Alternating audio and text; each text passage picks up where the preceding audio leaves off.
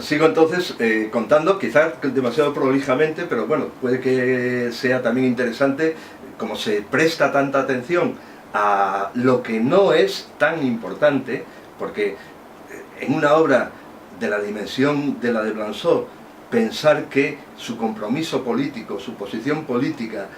tenga ni siquiera algo que explicar de lo que esa obra contiene, de lo que esa obra, de la proyección que esa obra tiene con respecto a,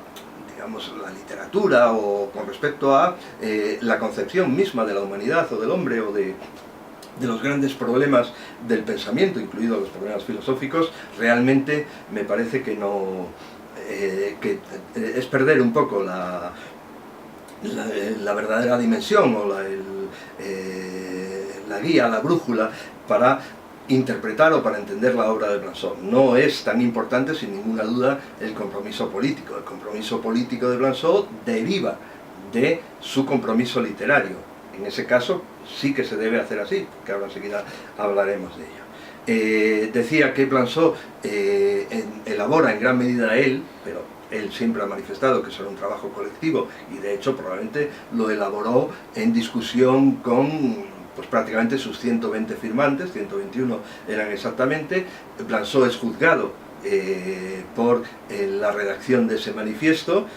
no es condenado, sencillamente queda, por decirlo así, en vía muerta el juicio, no hay ni condena ni liberación, sencillamente se pierde, se realiza el juicio y no hay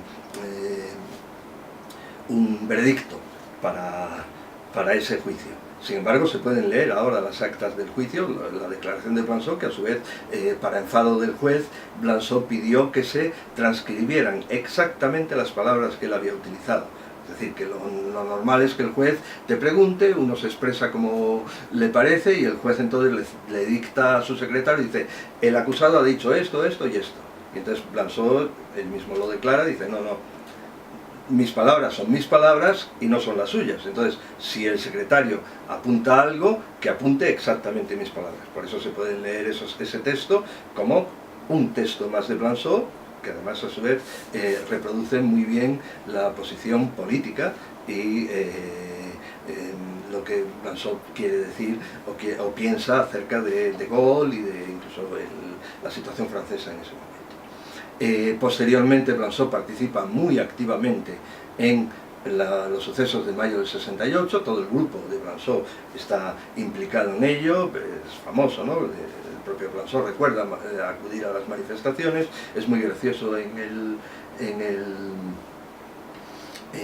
el documental que se hizo en la televisión francesa, cuando Maurice Nadeau cuenta cómo Blanchot iba a las manifestaciones, cómo Blanchot, que era un hombre enfermizo, comía muy poco, muy débil, pues no podía ir al paso de los manifestantes y les obligaba a todos a ir más despacio. En fin, bueno, son cuestiones curiosas que Maurice Nadeau cuenta con mucha gracia en el documental. El documental que hizo pues, un argentino, creo, ¿no? Hugo Santiago. O sea que no es tan visto, por otro lado. Entonces, bueno, Blanchot participa en mayo del 68, además participa escribiendo, eso se sabe después, escribiendo una serie de panfletos, de boletines, pero todos ellos anónimos, y además él voluntariamente quiere que no aparezca su nombre, y naturalmente muy comprometidos con lo que podría ser en ese momento una situación claramente de extrema izquierda, y a su vez Blanchot pasa por ser, para mi gusto sin ninguna duda, el mejor intérprete de lo que sucedió ahí, o de la trascendencia que tiene mayo del 68 desde el punto de vista incluso, y es mi opinión también, desde el punto de vista revolucionario. Mayo del 68 fue, en su medida, a su manera, una revolución como lo son todas las revoluciones, una revolución que da vueltas a muchas cosas, que hace que lo que antes estaba abajo pues pase a estar arriba, lo que antes esté, digamos, que subordinado pase a imponerse como punto culminante o como medida de las cosas, etcétera. Es decir, que nada es igual después de mayo del 68 y eso es literalmente una revolución. llevaría mucho tiempo ver cuál es el alcance de esa revolución, pero a mí me parece que no se le debe escatimar la denominación. Y para ir acabando todo esto, Blanzó sigue participando en todos esos comités, en todas esas reuniones, seguimos calificándolos de extrema izquierda, pero a partir de los años 70, o a medida que van pasando los años 70, Blanzó se aleja, y yo creo que ahí es donde está la clave de hasta qué punto, voy a avanzar esa hipótesis, que solo me concierne a mí como es natural, y solo es una hipótesis o una suposición, si nos podemos hablar en otros términos, de el odio verdadero que Blanzó ha generado en los que fueron en su momento sus camaradas, porque son sus camaradas los que le reprochan, sus camaradas de antes, los camaradas de izquierda o de extrema izquierda, los que en un momento dado dicen que es imperdonable el que Blanzó en su momento adoptara las posiciones que adoptó en los años 30. Sucede que a medida que van pasando los años 70, Blanzó se separa de ellos fundamentalmente porque la izquierda francesa, y sobre todo la extrema izquierda francesa, es especialmente pro-palestina, y esa especie de pro-palestinismo lleva a enfrentarse o a no admitir determinadas posiciones, fundamentalmente que sean favorables a la existencia del Estado de Israel o a toda la complejidad del problema judío a partir del enfrentamiento entre Israel y Palestina, o los palestinos. No existe Estado palestino, entonces la otra parte de los enfrentados tenemos que denominarla así, los palestinos, la famosa guerra de los 6 días, etcétera, que no es que Blanzó esté a favor de uno, sino sencillamente no soporta la intransigencia izquierdista con respecto al Estado de Israel y sobre todo con respecto en general al pensamiento judío. Y a su vez Blanzó detecta lo que algunos han dicho también en algún momento, esa forma de antisemitismo solapado que existe detrás de determinadas posiciones izquierdistas pro-palestinas, que serían algo así como la última o una de las últimas metamorfosis del antisemitismo. Eso es lo que a mí me parece que no le han perdonado a Blanzó, porque a partir de esos años 70 es cuando viene, hasta ahora mismo, viene ese juego de descalificaciones en contra de la actitud derechista, antidemocrática, fascista, si nos ponemos a hablar en esos términos que se han utilizado, por otro lado, de Blanzó. Y en estas nos encontramos con el número de líneas y con Michel Suriat escribiendo pues, el primer artículo, un artículo especialmente largo de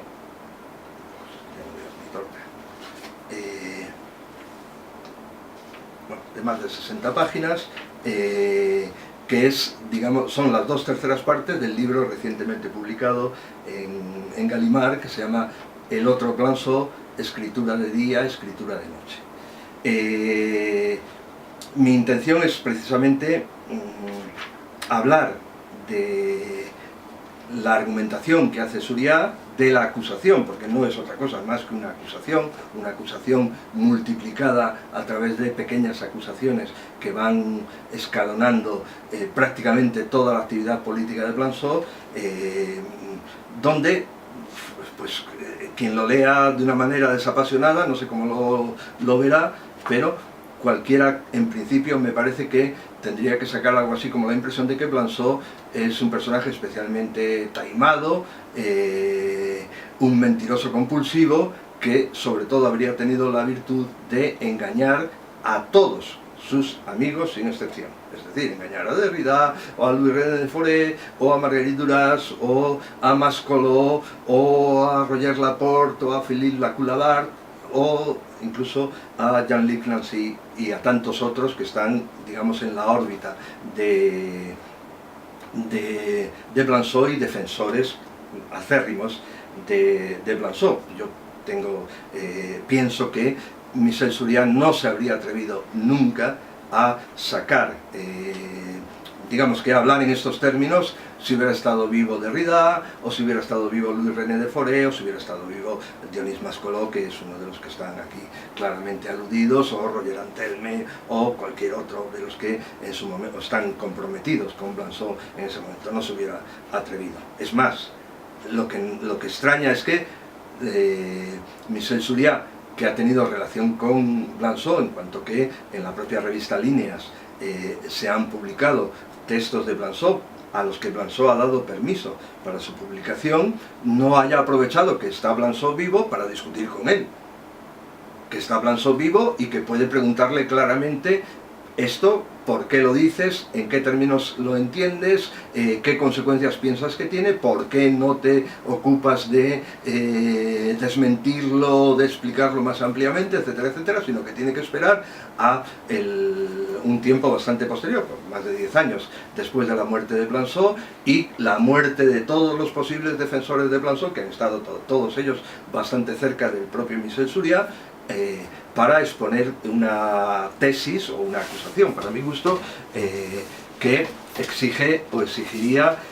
un debate entre los que lo han vivido en primera persona. Para entrar en materia, si quiero resumirlo, en posiciones, digamos que en puntos en los que pueda entenderse a dónde quiere llegar Michel Surya, diría, uno, Michel Surya busca, sobre todo y en primer lugar, identificar el caso de Heidegger y el posible caso Blanchot, creado a partir de unas identificaciones que podrían encontrarse fundamentalmente temporales, en cuanto que estamos hablando de los años 30 y ahí está el compromiso político de Heidegger en los años 30, que a su vez sería el mismo compromiso político que habría adoptado Blanchot en esos años. A partir del número de Líneas, que aparece en el año 2014, a su vez aparece una entrevista en Le Nouvel Observateur del 30 de marzo de 2014, una entrevista realizada a Michel Surya, una entrevista que es pues una indecencia, no se puede decir de otra manera. Se titula "Cuando Blanchot apoyaba a Pétain".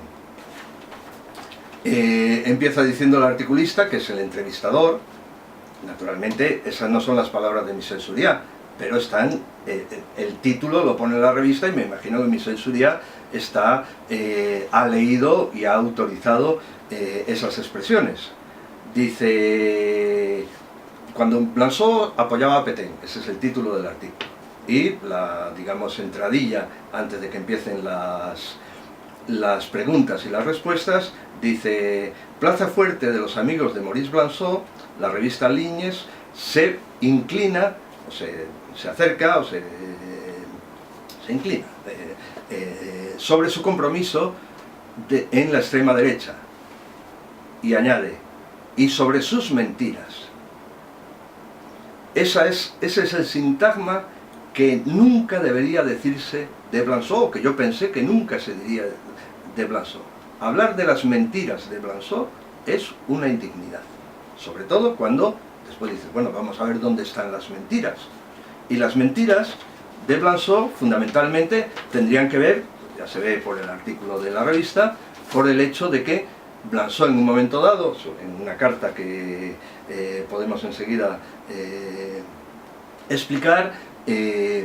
dice que él estuvo presente en el momento en que la Asamblea Francesa, pues, en el gobierno de Vichy, no en París exactamente en ese momento, se establece, digamos que se instala en el poder Pétain. Y entonces Blanchot dice que en ese mismo momento, inmediatamente, ahora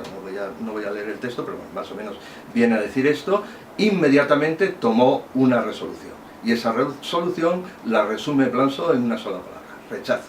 Rechazo inmediato de todo lo que significaba eso. Fundamentalmente dice rechazo, no naturalmente frente al invasor, que eso se da por hecho, sino rechazo a su vez de la propuesta que podía significar Vichy y de lo que representaba el mariscal Pétain en ese mismo momento. Y entonces, ahí estaría la mentira de Blanchot, porque, leo aquí, lo cita Siriá, dice, estoy citando lo que cita Siriá, que son las palabras del propio Blanchot, dice,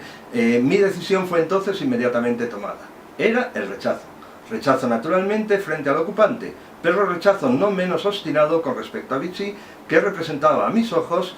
a mi parecer, lo más degradante que había. Bien, dice Michel Siriá,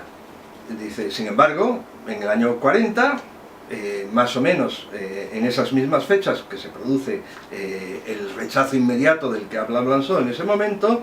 en el periódico donde Blanchot escribe, o donde Blanchot ha escrito mucho tiempo, que se llama Las Escuchas, estaría escrito en uno de los editoriales, justamente inmediatamente después de la sesión en la que es nombrado Pétain, dice, nosotros no recordaremos a nuestros lectores todos los testimonios que nosotros hemos acumulado durante el periodo de entreguerras, se entiende, entre la Primera Guerra Mundial, que acaba en el 17, y la Segunda, que acaba de empezar, sobre el carácter ignominioso, antifrancés y absurdo del sistema que nos ha conducido al desastre. Nosotros les recordaremos solamente les recomendaremos a ustedes, lectores, que a partir de 1938 y especialmente después de Múnich, nosotros hemos cada semana expresado las razones urgentes de refundir totalmente nuestro régimen y de hacer la revolución. Naturalmente una revolución derechista, y naturalmente esa revolución la representaría Pétain. Esto es el editorial que aparece en ese mismo momento. Claro, un editorial que dice Michel Siriá, Blanchot escribe en un editorial no firmado. Bueno, pues, no firmado. Quiere decir que eso lo habrá escrito quien lo haya escrito. Fundamentalmente lo habrá escrito la censura, que en ese momento se impone sobre todo lo que se está escribiendo y que naturalmente no permite que nadie vaya a escribir diciendo nosotros estamos radicalmente en contra o nosotros rechazamos, como Blanchot escribe ya con toda libertad en el año 84, rechazamos tajantemente el régimen que acaba de producirse. Y lo único que sería decir es que, que Blanchot no necesita firmar ese editorial porque Blanchot es en ese momento el director de la revista. Claro, investigando un poco más cerca las cosas, resulta que Blanchot es el director de la revista solo 3 semanas, porque en ese momento el director de la revista, que es un judío, por otro lado, pues ha tenido que salir por piernas, y Blanchot asume de una forma provisional durante 3 semanas la dirección de la revista, de tal manera que, bueno, pues esa revista claramente es la revista como escriben cualquiera de las revistas que hayan salido a la calle en ese mismo momento, la revista de la censura, que expresa claramente su apoyo al mariscal. De todos modos, el propio Blanchot lo dice en su carta, dice que todos los editoriales en ese momento, Blanchot no está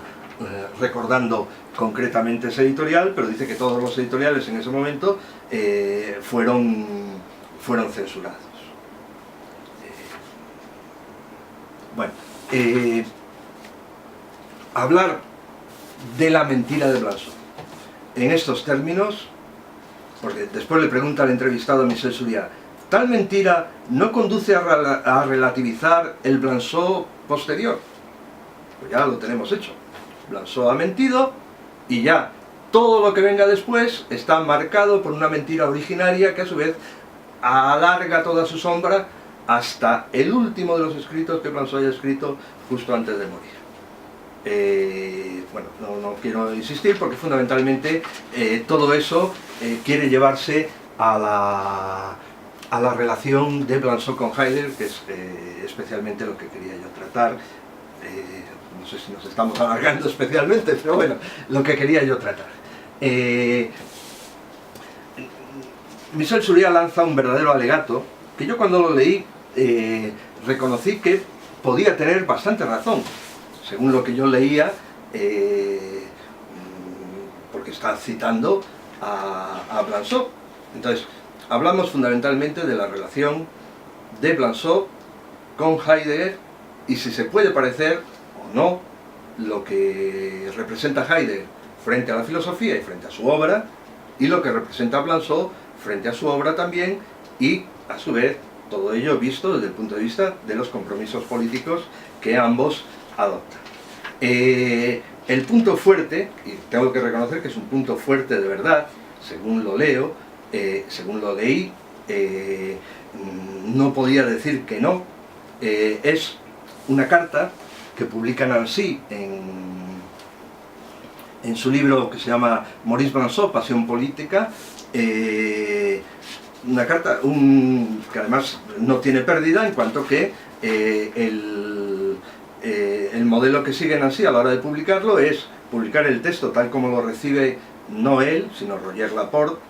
que es a quien va dirigida esa carta, y después, para que no nos equivoquemos, lo transcribe exactamente tal como está escrito en la carta original.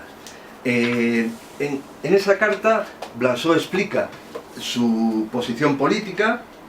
se disculpa, utiliza que era lo que quería leer especialmente, dado que el formato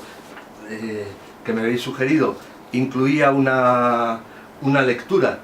de un texto de Blanchot, pues quiero leer justamente el texto donde Blanchot, después de haber explicado cuáles fueron sus compromisos, cuáles fueron sus responsabilidades en las revistas en las que escribió, cuáles fueron sus relaciones y hasta dónde llegó, si nos ponemos a hablar en esos términos, se lo explica justamente a un amigo. La carta de Maurice Blanchot a Roger Laporte, que merece la pena leerse completamente, empieza de una forma ejemplar. Dice: gracias queridísimo Roger, se está refiriendo a Roger Laporte, esto está escrito el 22 de diciembre de 1984, pero dice: gracias queridísimo Roger por su silencio. Gracias por haberse sentido en la amistosa, y aquí sí que vale la palabra amistad, porque están hablando dos amigos, dice, gracias por haberse sentido en la amistosa obligación de romperlo hoy. Y después ya sigue desarrollando su argumentación acerca de lo que va a hablar, que fundamentalmente es dar una explicación de cuáles fueron sus trabajos o sus compromisos, incluso sus compromisos en esas publicaciones de los años 30. Y después de hablar que sí, en tal revista estuvo haciendo esto y en tal otra revista estuvo haciendo lo otro, que además, por otro lado, en algún momento se deja ver que Blanchot trabajó con un placer enorme, un placer inmenso en esas revistas, en cuanto que su trabajo consistía en sacar la revista de tal manera que escribía, reescribía, formateaba, en cierto modo controlaba el desarrollo de unas cuantas revistas y se ve que, sobre todo en una de las revistas llevado por gente muy mayor, Blanchot era un hombre muy joven, que no tenía 30 años en ese momento todavía, Blanchot pues, debía ser el niño bonito en medio de gente de una edad bastante avanzada, que estarían incluso fascinados por un joven enormemente activo, enormemente sabio por otro lado, y a su vez con una capacidad dialéctica y retórica, me imagino que también demostrada todos los días en el trabajo diario de los periódicos o de las revistas.